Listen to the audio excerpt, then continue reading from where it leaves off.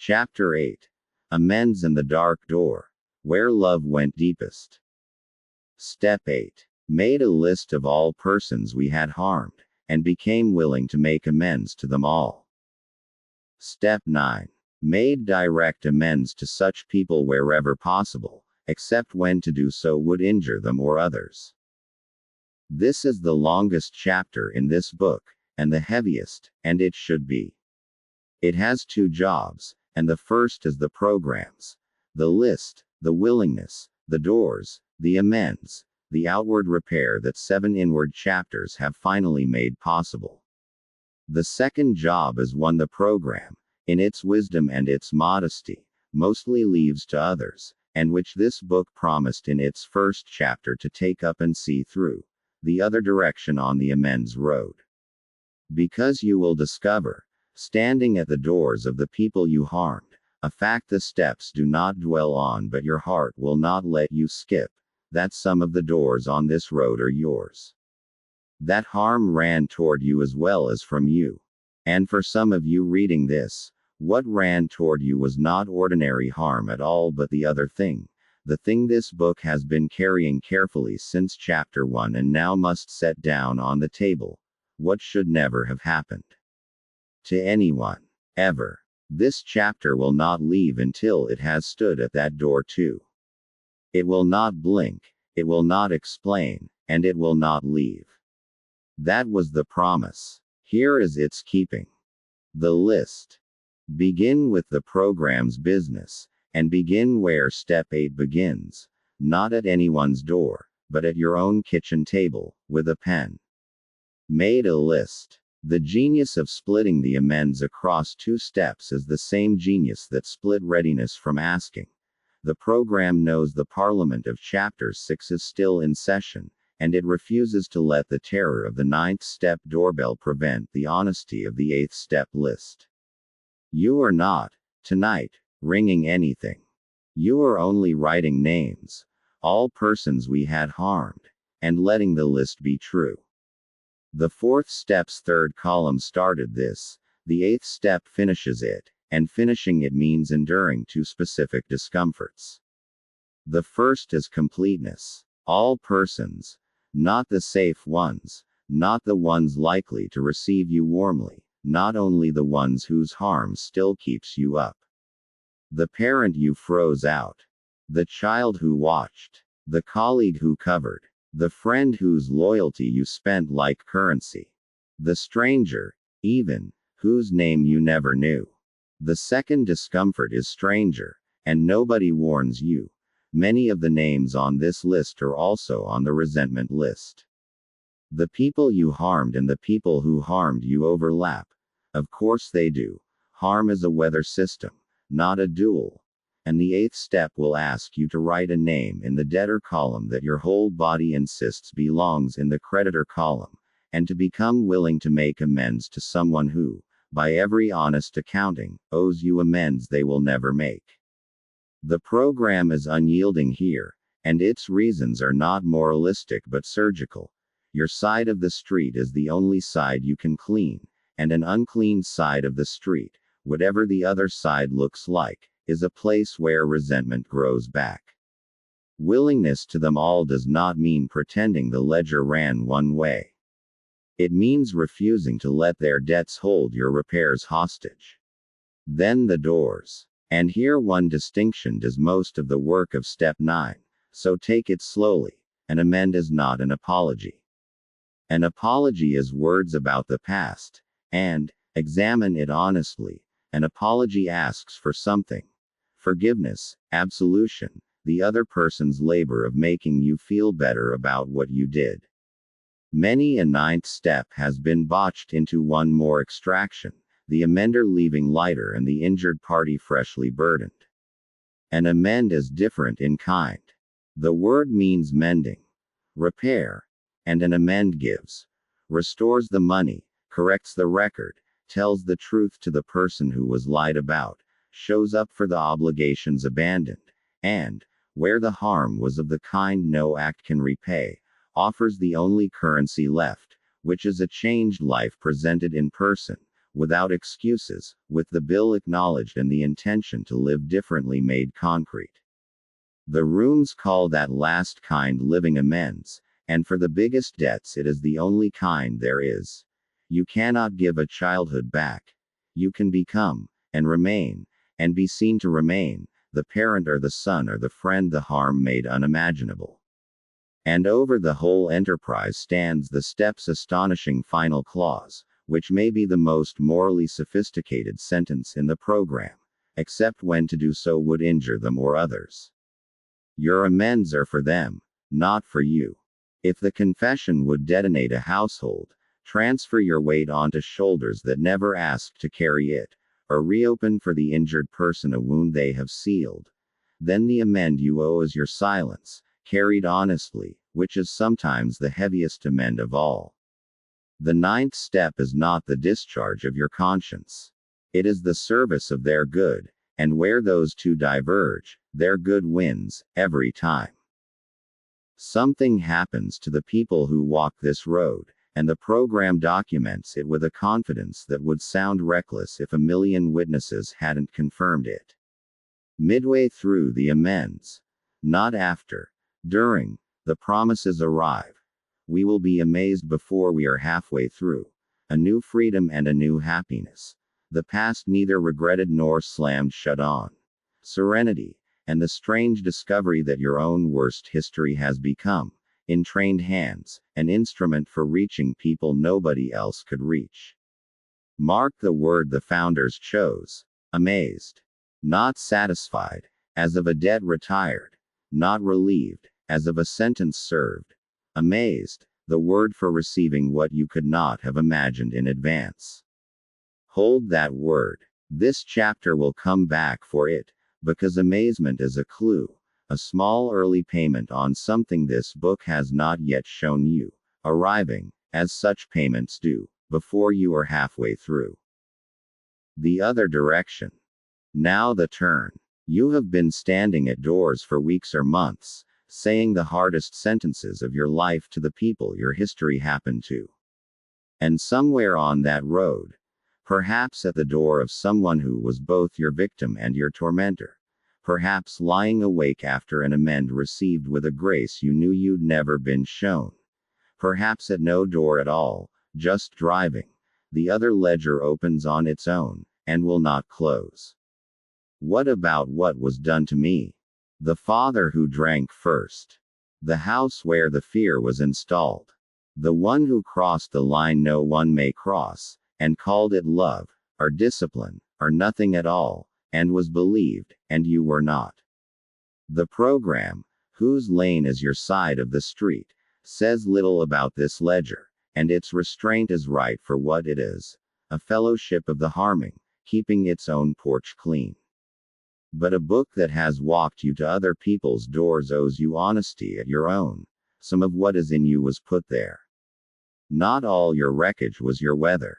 And the people who owe you the ninth step you just paid to others are, most of them, never coming. Some are dead. Some are unreachable. Some would ring the bell only to reoffend. You will wait at that window your whole life if waiting is your plan. And for some of you, this book knows you are here, and has known since chapter 1. What was done was not on the ordinary ledger at all. There is harm, and then there is the other thing. The philosopher this chapter will shortly introduce gave it a name that has entered the language because nothing softer was accurate. Horrendous evils. The evils that do not merely damage a life but threaten to devour its meaning. The participation in which, as victim, and listen, for this is a fellowship of both, as perpetrator too, gives the participant reason to doubt whether her life could ever again be a great good to her on the whole. The abuse of a child. The betrayal that used love itself as the weapon. What you saw. What you survived. What you did in the far country that you cannot yet say even to the sponsor who heard everything else. This chapter is now going to walk toward that, deliberately, and you should know the route in advance, because you have earned the courtesy of a map. First, the vestibule. What you are permitted to say to God about it. which is more than you were ever told. Then, the refusal. What this book will not say to you about it, and why the refusal is fidelity. Then the center. What God has actually done about it. Not the answer no one has, but the presence that changes everything.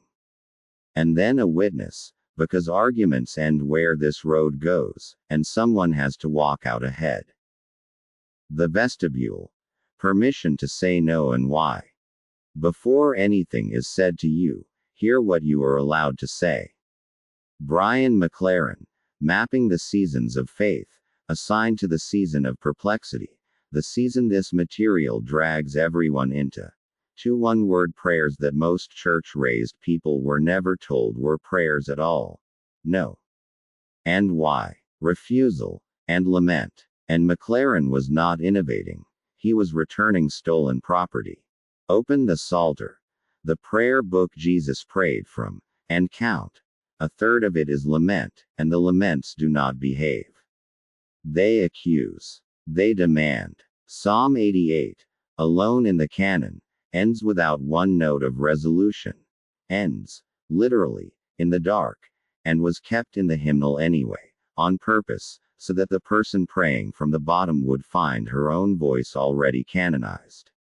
Job, whose friends spent 30 chapters explaining his catastrophe to him with impeccable theology, is the book's hero for refusing the explanations. And when God finally speaks, the friends are the ones rebuked. You have not spoken of me what is right, as my servant Job has. The protester spoke rightly. The explainers did not. And higher authority still. At the 9th hour, from the cross, the incarnate Word prayed the why himself. My God, why have you forsaken me? Quoting the 22nd Psalm, screaming the lament tradition from inside the worst that has ever happened, so that no one who ever prays why from their own cross can be told it is beneath the dignity of faith. It is the prayer of God to God. So, permission, in writing. If your prayer tonight is no, the flat refusal to bless what happened, to call it plan, to make peace on schedule, you are praying, and praying in the canon. If your prayer is why, hurled, you are in the Psalter, and in the crucified's own mouth. The rooms taught you rigorous honesty. Do not abandon it at the church door. God has never once been protected by your politeness, and, chapter 3, he can be trusted to receive what you actually have, which is the only currency he has ever accepted anyway. The refusal. No explanations sold here.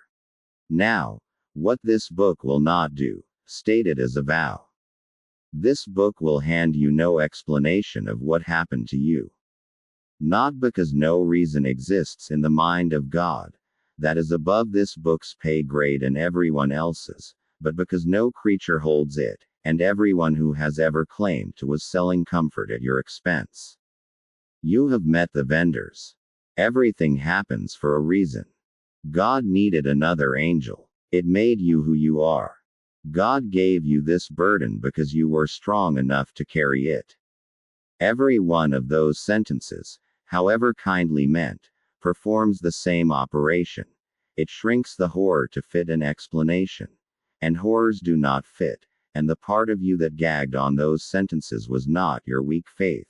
It was your honesty, working. The old theologians had a name for the industry. Theodicy, the justification of God's ways, the confident recitation of the reasons. And this book, with the tradition's own deepest voices, wants no part of it, because every theodicy ever spoken at a graveside has trivialized what it explained. What this book offers instead is smaller and much larger. Smaller.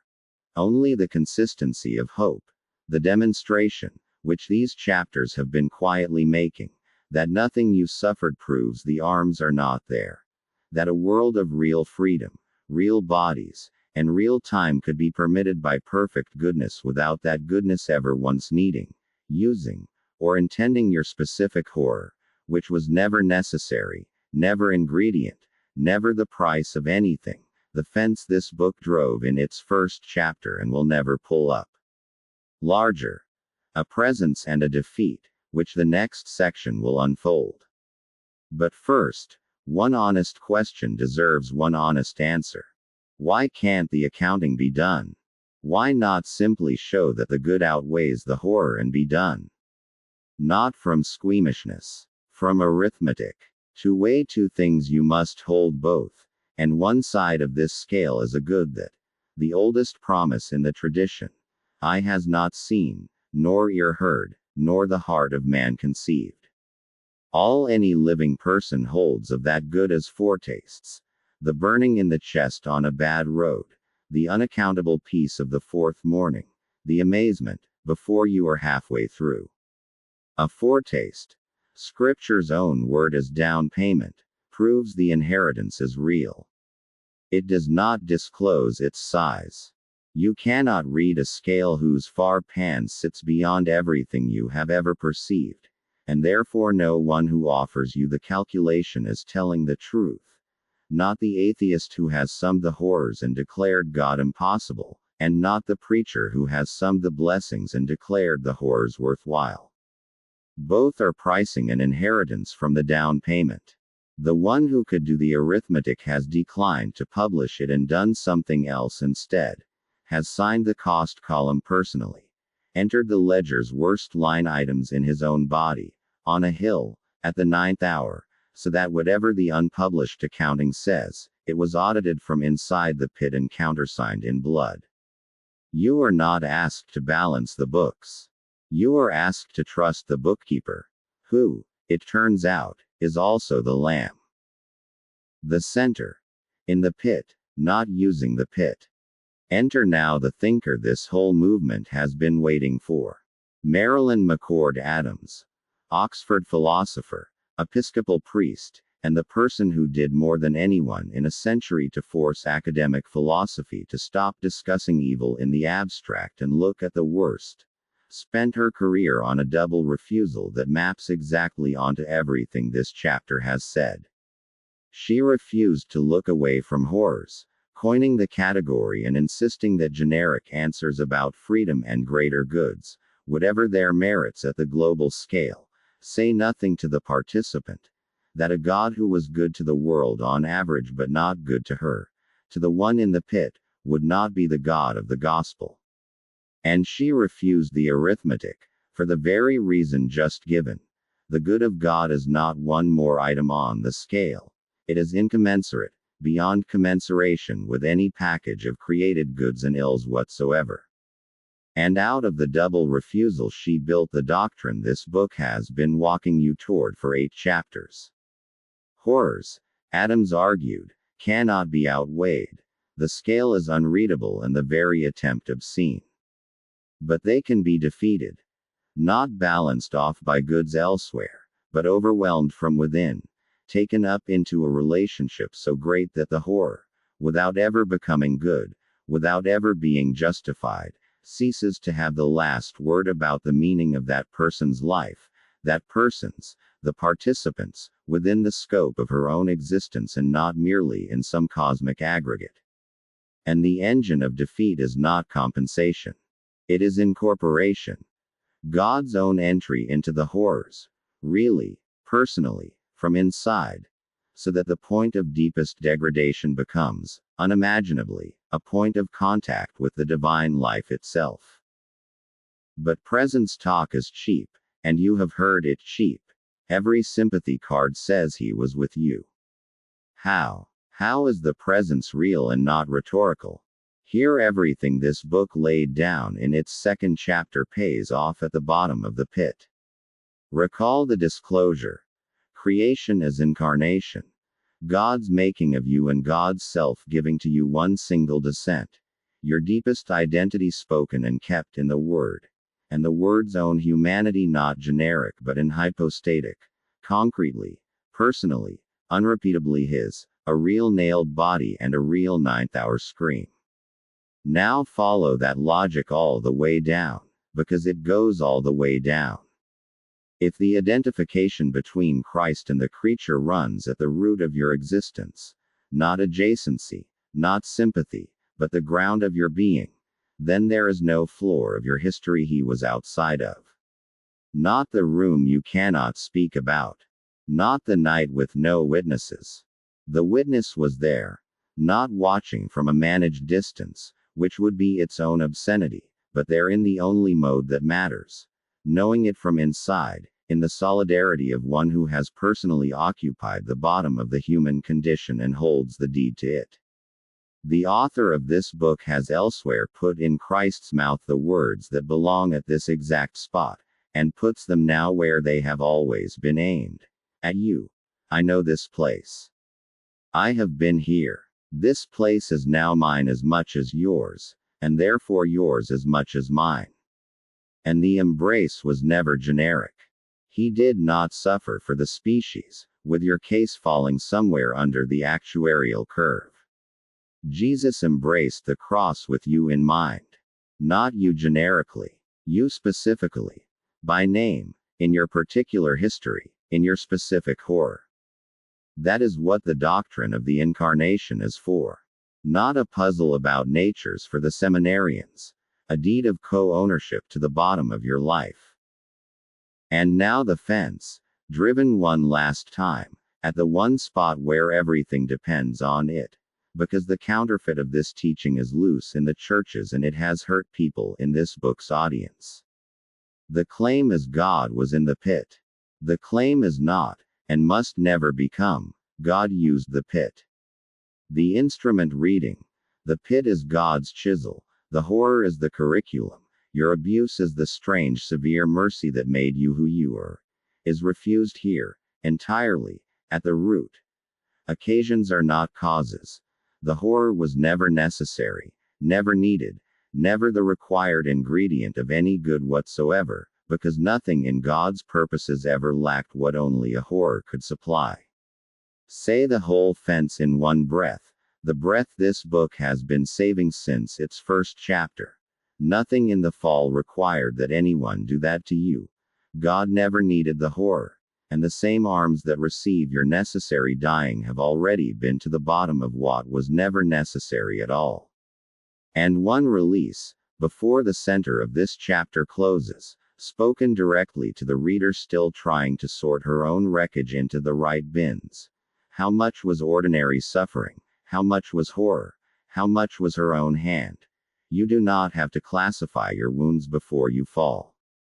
The threads, chapter 4 told you, are tangled past the reach of the very person whose life they compose, and the sorting was never assigned to you. The arms receive the whole mixed history, and classified, as is, the discrimination of thread from thread as eschatological work, and it is love's work, and love has better eyes and gentler hands than your taxonomy ever will. Fall with the whole tangle. That was always the instruction. It was him. The backward light. What, then, does defeat feel like, from inside a life? Not like an argument won. Like a recognition seen. The tradition's word for it is worth learning. Transfiguration.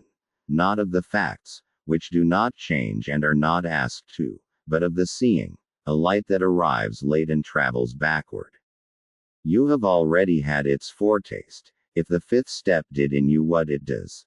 The telling that turned a sealed verdict into a survivable history. The full version is stranger and greater, and the shape of it is already in your bones, because it is the shape of the story this book has been secretly walking since its epigraph. Two ruined travelers on a road, telling a stranger the catastrophe we had hoped, and the stranger walks with them the whole way, and their hearts burn and they do not know why, and at the table, in the breaking of bread, their eyes are opened, and the recognition is not that the crucifixion didn't happen, or was worth it, or made sense. The recognition is who was on the road. He was there the whole walk. The burning had an author. And everything they had told him as abandonment gets reread, in one vertiginous instant, as accompanied, the facts unchanged, the meaning transfigured, death itself, as the old story says, beginning to work backward. You carry a folk version of this in your pocket and have since childhood. The poem on the laminated card, the footprints on the sand, the accusation, where were you when there was only one set of prints? And the answer that turns the whole beach around. This book does not need to quote it. You own it already. It needs only to tell you what the card never quite says. The carrying was not a metaphor, and the arms were not anonymous. The single set of prints belongs to feet with wounds in them. And the hands, here is the other story you already own, the child on the beach after the storm, returning stranded starfish to the sea one at a time against all arguments of scale, because it matters to this one. The hands that placed you back in the water, on the day you did not drown, whatever human hands they wore that day, the sponsors, the nurses, the strangers who found you, it was him. It was always him. And the defeat does not stop at the seeing. The tradition stacks 3 movements, and you should have all 3, in plain words, because together they are the fate of your worst chapter. The first is the transfiguration just described. The backward light, the disclosure that you were accompanied, it was him. Your knowing, changed. The second runs deeper than knowing. The slow, real, ontological work. This book has called it restoration, deliverance, the parasite starved and the lamp unmasked. By which what the horror built in you is actually unbuilt, and what it froze is actually thawed. Being, changed, not just belief. And the third is the strangest and most glorious, and the old philosophers gave it a name worth keeping. Sublation, the taking up of a thing into something higher that does not erase it but keeps it transformed. Hear precisely what is kept and what is cancelled, because your fear is hiding in the imprecision.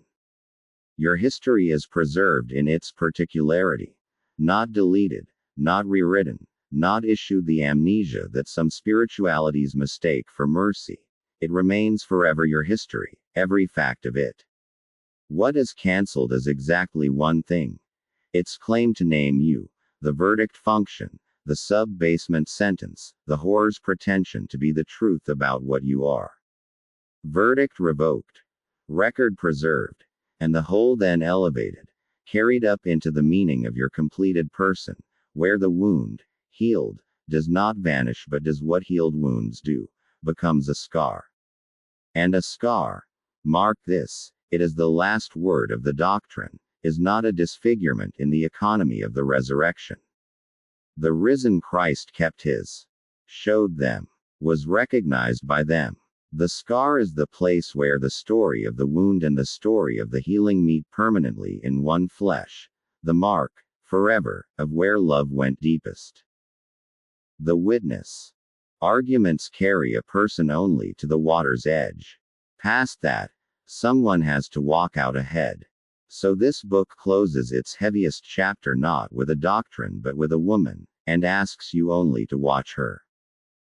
The author's Aunt Dixie, his father's oldest sibling, sent him a Christmas card, more than 30 years ago now, in the year his firstborn arrived. In it she wrote of how happy she was that he could now share what she called the unspeakable joy of having children, and she explained, gently, why she had never once raised the subject before, because there is simply no way to fathom that reality without having been immersed in it already. Hold that sentence. It is doing more than it appears to do. It is, in one aunt's hand, the entire epistemology this chapter has leaned on, that the deepest things are known only by immersion, from inside, never adequately by report. Which is the reason foretastes cannot be arithmetic, and the reason the incarnation had to happen rather than a memo, and, not incidentally, the founding insight of the fellowship this whole book walks with, that only an alcoholic could reach an alcoholic, because some knowledge does not survive translation out of the first person. What the card did not mention, what made the card, in retrospect, one of the most quietly staggering documents the author has ever received, is what the joy of children had cost her. Years before, Aunt Dixie had lost the only offspring she ever bore. Her daughter, 7 months pregnant, killed in a car accident together with Aunt Dixie's 2-year-old granddaughter and her beloved son-in-law. One accident. The whole line. The category this chapter borrowed from the philosophers has a plain address in every family, and this was hers. The kind of loss that does not merely grieve a life but moves to devour its meaning, that files everything afterward under after. And the card, written to a young father in the season of his joy, spoke of the unspeakable joy of children out of exactly the register that had been destroyed for her, celebrating in him the very thing the horror had taken from her, with no mention of the horror at all. Not suppression. She spoke of it freely elsewhere. Selection. She chose, that Christmas, to give out of the ruined account, which is, if you have been paying attention, the precise shape this book has called kenosis, and the precise mystery Gerald May named when he wrote that we grieve according to how much of ourselves we have already given. Her grief and her capacity for joy were the same size, and she had, somehow, kept the account open. Years later, at a family gathering, 70 people, 4 generations deep, she stood and told the whole story herself. The loss, and the long healing, all of it. And then she gave them the sentence she had decided the family should keep, the sentence the author hands you now. At the door this chapter said it would not leave. Always remember, if Aunt Dixie could make it, I can, too. Look at what that sentence is and refuses to be. It is not an explanation. She offered none, ever, and would have waved one off. It is not a verdict that the loss was worth it, or worked together, or taught her something commensurate. She was far too honest for the arithmetic this chapter has forbidden. It is a witness, the testimony of someone who went into the water everyone fears and is standing, visibly, on the far side, wet and alive. And its grammar, notice, is exactly the grammar of the rooms. Not here is why, but I have been where you are afraid to go, and there is a there. A woman stands before 4 generations and says the meaning of my life was not devoured. The horror is real and its defeat is real, and you may take my word for it, since none of you can yet take anything else. That family gathering was a meeting. She was the speaker. And the sentence she left is offered to you the way she offered it, not as something that settles, but as something to keep. How Aunt Dixie's story ends, and it ends better than you dare suppose, this book is saving for its last pages. She will meet you there. Carry her sentence until then. Breathe. The summit chapter is behind you, and the road now descends into country this book has not yet shown you, the long middle. Because here is the open secret of the program. After the drama of the first 9 steps, the remaining 3 are not events at all. They are a life. The daily inventory, the daily prayer, the daily handing over, the one day at a time that turns out to be not a slogan for beginners but the deepest thing the tradition knows about the kind of creature you are and the kind of time you have been given to be it in. Step 10 is where the program teaches you to live inside a single day, and this book, walking beside it, will tell you at last why the day is the size it is, what your mortal, tiring, entropic body is for, and why the tradition calls even death a mercy. That is next.